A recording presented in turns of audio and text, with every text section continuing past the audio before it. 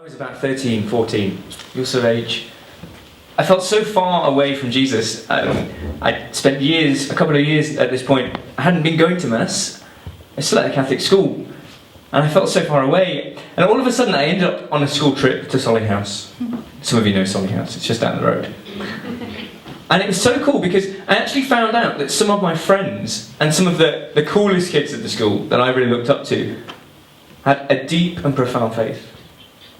And that's the point where I started to realise I had to go on this quest for myself. I had to actually sit in prayer, think about what I actually believed in, and really start to have a relationship with Jesus.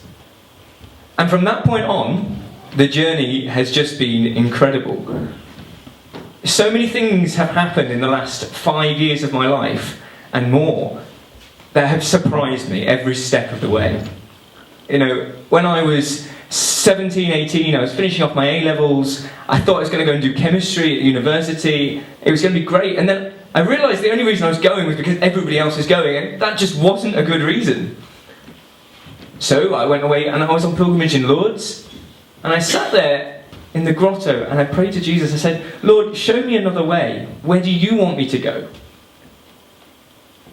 And it was there that I saw the team of Alton and Solly.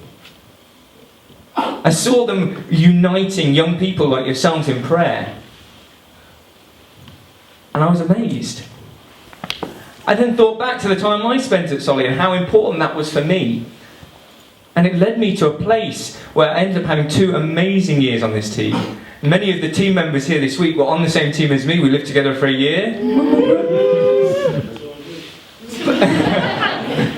But that gave me more space then to discern where was the next step.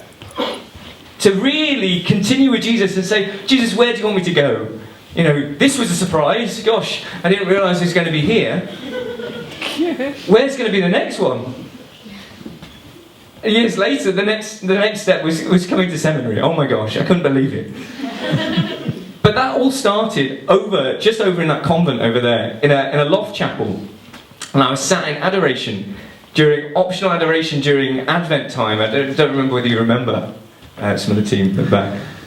And I opened my hands in prayer after about 2 weeks of this, and I just sat there and I said, Lord, what do you want me to do? I'll do absolutely anything. And it was an incredibly profound moment of grace. I can't describe it. I've tried this so many times. Where in the pit of my stomach,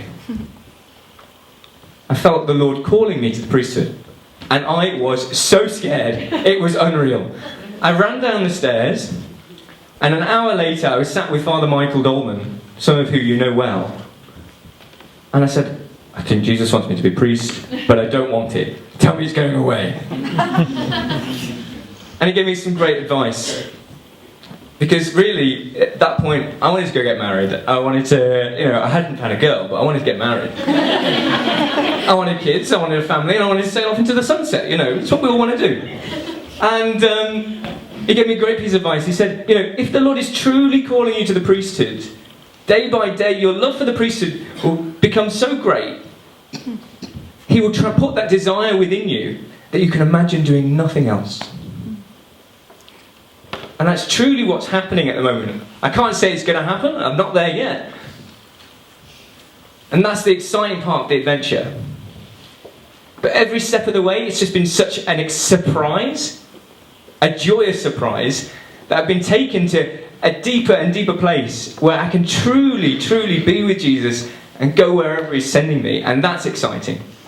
And really, if there's any piece of advice I give you, it's that take that time in prayer and discernment.